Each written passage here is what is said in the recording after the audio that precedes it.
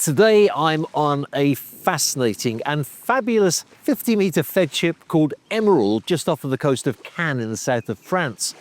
My name's David Seal. This is the Yachts for Sale blog YouTube channel, and if you enjoy watching walkthrough videos of yachts that actually are for sale, you're in the right place. So don't forget to like and subscribe.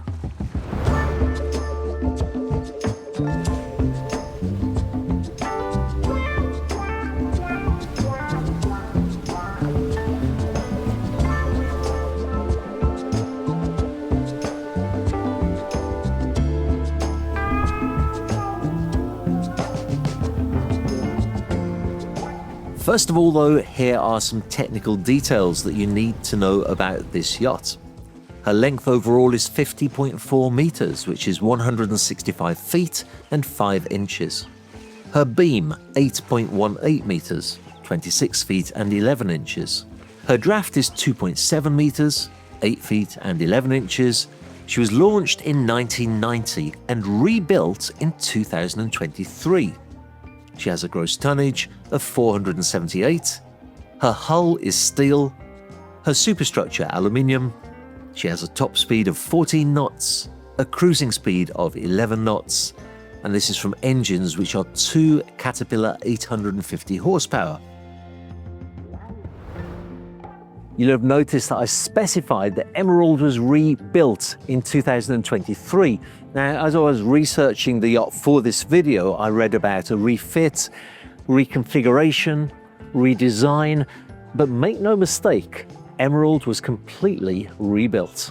Well, the original builder was Feadship, and it's rather interesting that when you see these exposed reinforcements, which are called scantlings by the way, that's very distinctive of Feadship build. A lot of other builders will cover these up with another sheet of steel because they think they're ugly, but actually most Feadships have them exposed because they kind of give an indication of the structural integrity of the yacht, its seaworthiness, its robust build quality.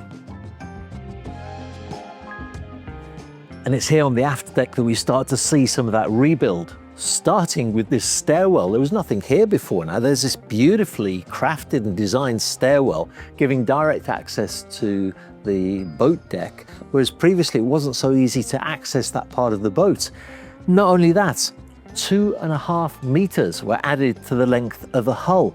Now, I've been able to dig up some old photographs of what the yacht looked like before. I don't want to put them on screen because I'm a little bit fearful of the copyright consequences of that. But previously, the stainless steel supports were in the capping rail, aft. Then there was kind of an aluminium plate here, which was all to give rigidity to this part of the structure. It was 2.5 meters shorter. There was 2 tables here.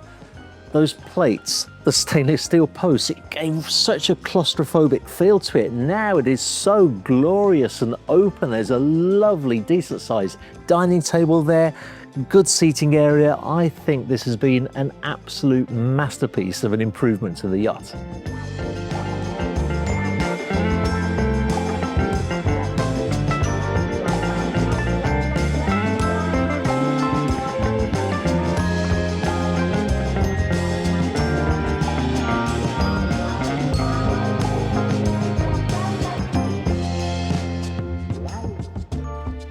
During the 16-month extensive rebuild project, the hull of Emerald was painted this gorgeous green colour. The actual name of the colour is Orion Green, and I was delighted to discover that this colour name is inspired by Star Trek. The first pilot series, in fact, featuring an Orion, a member of a race of extraterrestrials who are all green. I also saw photographs of the interior of the yacht, and I'm sure in the time it was delivered, it was a very beautiful interior. But in those times, I think people were probably wearing bell-bottom trousers and still watching the original Star Trek, actually.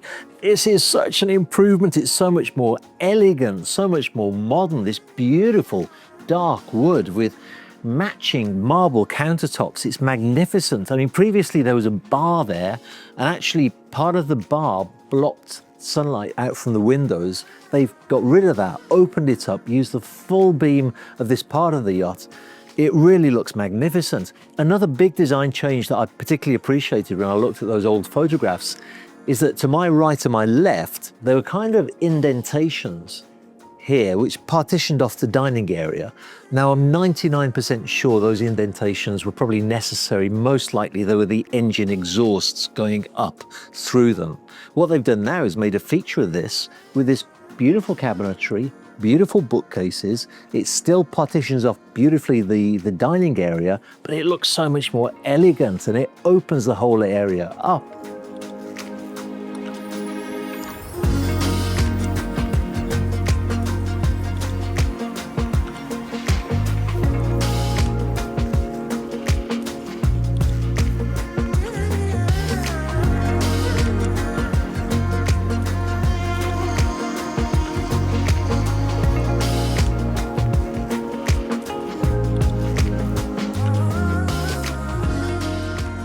Now, just forward of the dining room to my port side, we have really the crew areas on board. There's a very, very nice sized butler's pantry there. After that, there's a proper restaurant style galley of a decent size. And I was talking to the chef earlier. He's been on board the yacht, I think he said, for 3.5 years. He's done so many charters. It's a proper used and useful galley that you can really get the most out of.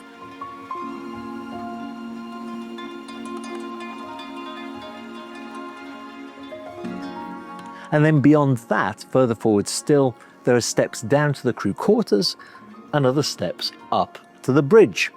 But we're going to go the starboard side, which is the owner and the guest side.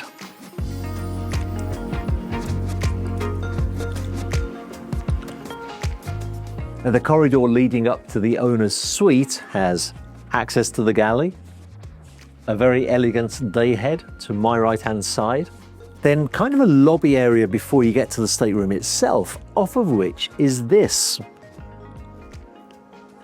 This also was a complete addition to the yacht, a whole new cabin of a great size, wonderful view, main deck, and a good sized bathroom too.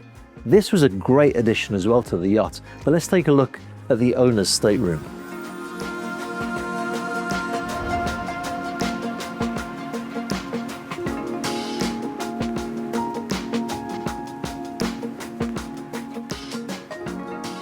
Now, this is a more traditional stateroom for a 50-metre yacht, and there's a reason that it's traditional. It's really the system that works best by having the full beam of the yacht's superstructure at this level. Again, wonderful views outside and a really great use of space.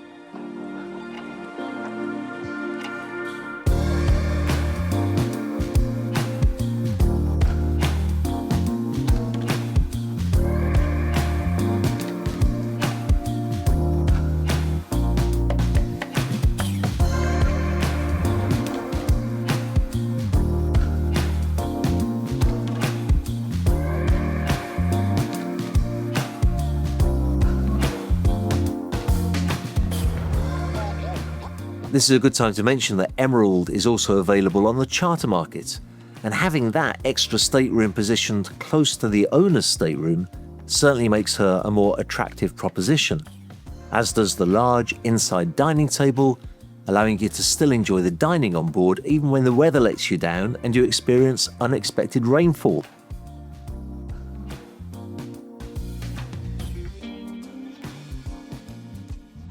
Well, access to the guest accommodation is aft, which is unusual but not unheard of by any means. You probably saw the stairwell that was to the starboard side when we entered the main deck salon area. Well, that stairwell leads here to a lobby area, so that basically you have guest accommodation, engine room, and then crew quarters. Off of the lobby, there are 4, I would say, more or less equally sized cabins. We have double there and double there, but take a look at this. Here we have single beds, and when I looked carefully, I noticed that they're actually freestanding furniture, as are these cabinets. And the reason for that is you can move them around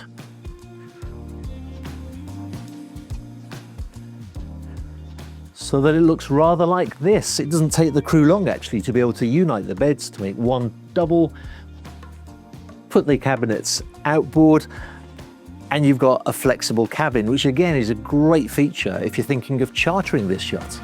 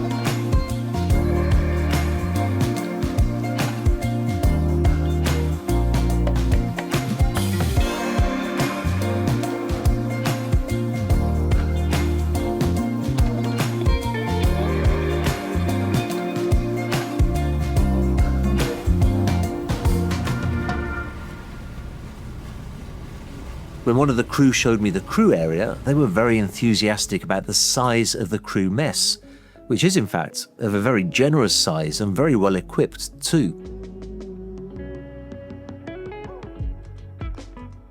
Quite apart from the mess though, there's also a laundry room, 5 cabins, a walk-in fridge and a walk-in freezer.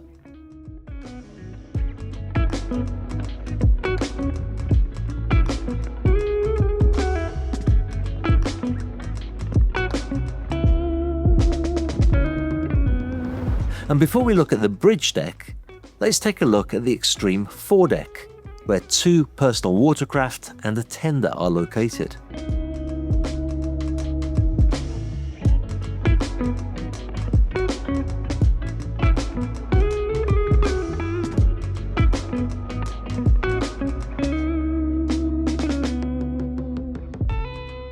The engine room, where the 2 Caterpillar engines are located.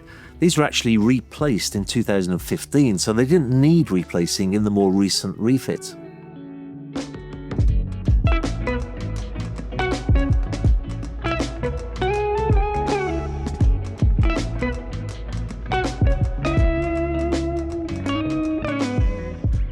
And the extreme aft swim platform, complete with a shower fitting, wonderful access to the ocean, and also access to a very large lazarette that's great for storing diving gear and smaller water toys.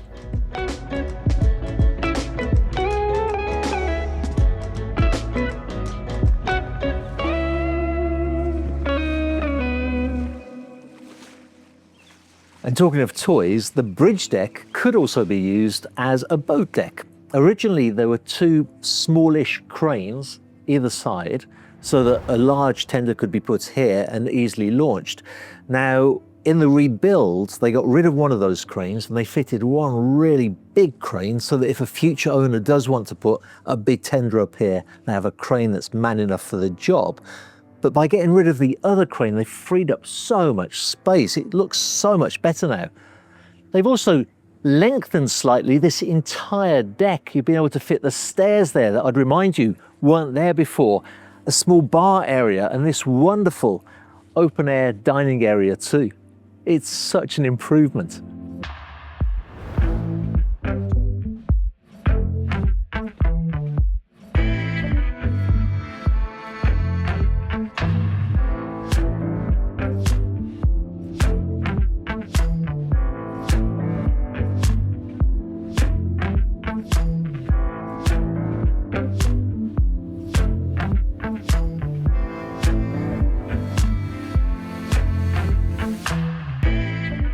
Inside, in the Sky Lounge, that very elegant interior design continues, and something worth mentioning is that this area too is very slightly enlarged.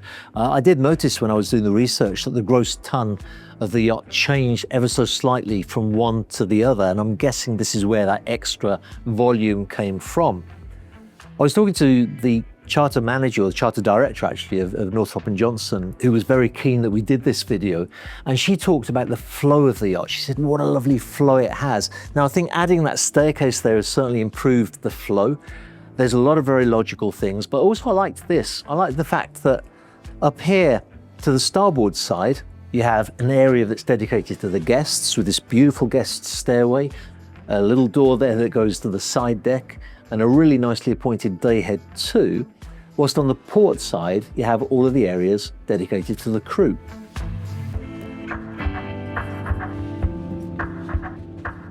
To port we have the crew areas, a decent sized office area, the crew staircase and the bridge. It won't surprise you to hear that during that rebuild, new navigational systems were installed, new AV, IT and communication systems, but also 2 extendable zero-speed stabilizer fins were installed.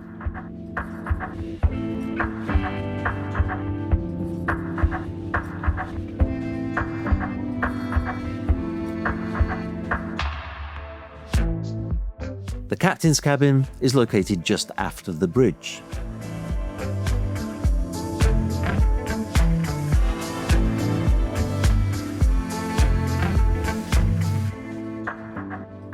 The Sundeck 2 is such an improvement and it works so well. Again, and I really hope the original owner of the yacht's not watching this, because in the day that it was delivered, I'm sure it was a very, very beautiful yacht, but things have changed so much now.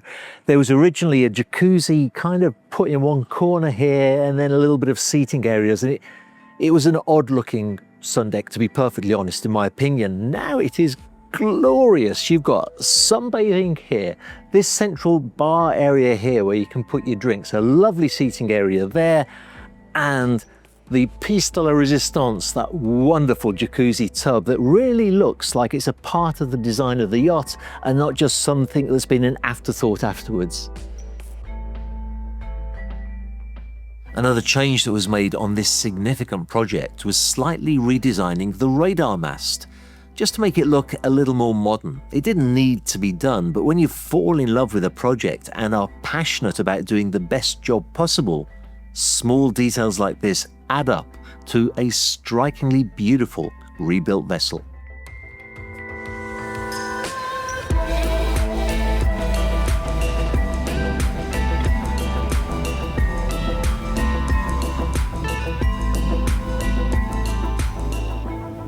This yacht actually reminded me of a company, I think it's called DB Automobiles, and they take classic cars, particularly the classic British Mini, and they keep the body, and actually they keep the engine, they tune it up a little bit, but everything else is modernised, new systems, new suspension, it's a modern car. I drove one once at an event called Top Marks in Monaco, and it was one of the most enjoyable driving experiences of my life. They call it the Mini Remastered. Well, this is a Feadship remastered. You don't get anything much more desirable than a classic Feadship. And to have taken it, put in new, more modern systems, reconfigured it, redesigned it, made it slightly longer.